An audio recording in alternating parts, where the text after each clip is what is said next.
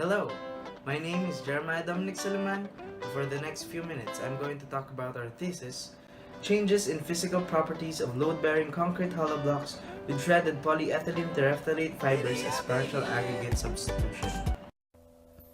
Plastic has undoubtedly revolutionized the lifestyle of man.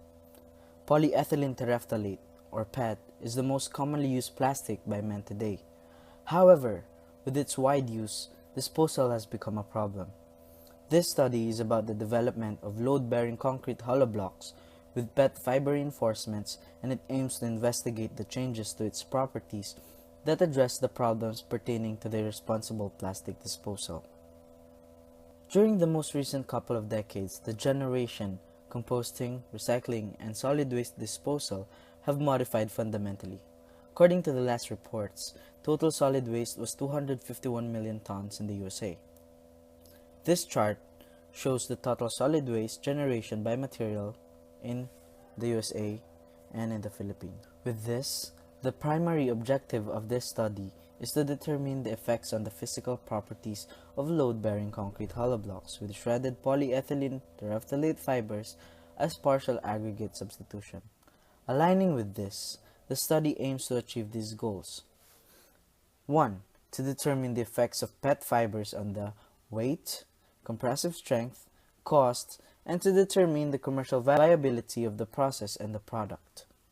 However, this study will have its certain limitations on plastic fibers that are only limited to 7 mm by 10 cm. Also, 0%, 2.5%, 5%, and 7.5% volume of fibers with respect to the volume of CHB sample will be used. And it will not tackle any topic about the chemical composition of the plastic. To do this, we planned and researched thoroughly on how to use PETs as an ingredient in the concrete mix. First, we established it in theory that we want to integrate the mechanical properties of plastic to the mechanical properties of concrete. This is to address problems and to get a better usage of CHB in construction. With this, we prepared a flowchart for a step-by-step process of the execution of the experiment. First, we started by preparing all materials needed. The ingredients for the concrete mix was easy to gather. However, we still need to do the formworks and a simple shredding machine. With this, we prepared a custom 15 by 15 by 15 mold for the specimen with the use of phenolic wood. Then, we prepared a simple shredding machine that is very easy to do.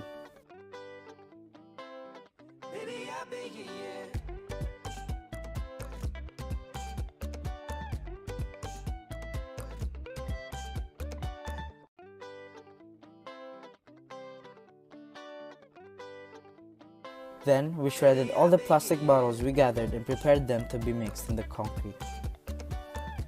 We proportioned the plastic before we even get into the site for the concrete pouring preparation.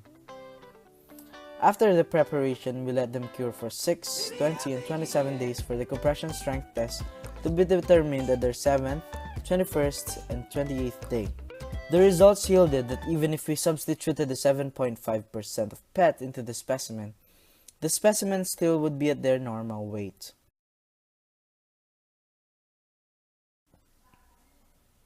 The results also have shown a trend in their compressive strength.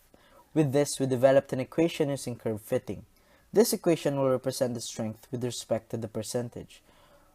We determined an R-squared value of 0.96, saying that our curve is accurate and can be used as a basis for this paper. Their strength will go up as they reach a certain percentage of 4.51%, yielding a maximum point of 24.47 MPa in strength, and will decrease after increasing more percentage of PET. The substitution of PET not only did it make the load-bearing CHB stronger, but also cost lesser.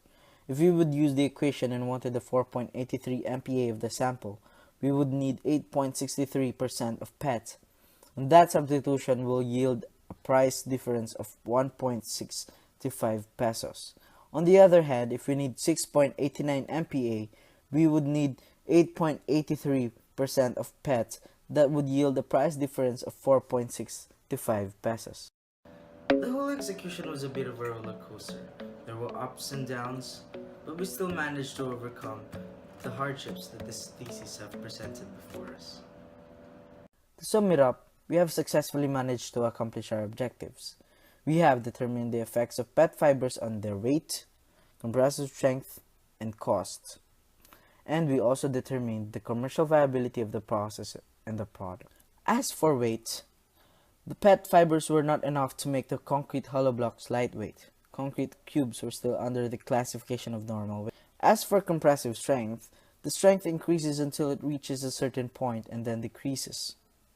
The ultimate strength of 24.47 MPa can be achieved when the concrete hollow blocks have a 4.51% PET fiber. As for cost, by replacing fine aggregates with PET fibers in the concrete, the price difference is about 4.65 pesos, which will save a contractor of about 13,000 pesos in a regular 2-story house of about 97.9 square meters in area. The PET fibers may not make the concrete lightweight, but it can increase its compressive strength and lessen its cost. Therefore, we can conclude that the shredded PET bottle fiber is a viable fiber reinforcement for concrete. This study can be further improved by changing some of the methodologies used. It is recommended to contact a CHB manufacturer to create prototypes instead of representation in cubes. Moreover, it is also suggested that instead of calculating for the strength of concrete specimen with respect to the PET fibers, one should calculate how much PET fibers will be needed to attain a certain standard to be followed. And that sums up our thesis paper. We had a lot of hurdles that we had to overcome for the completion of this project. And with this, we are proud that we have accomplished this thesis with blood and sweat, all for the glory of God. Again, this is Jeremiah Dominic Suleiman. Thanks so much for listening and have a good day.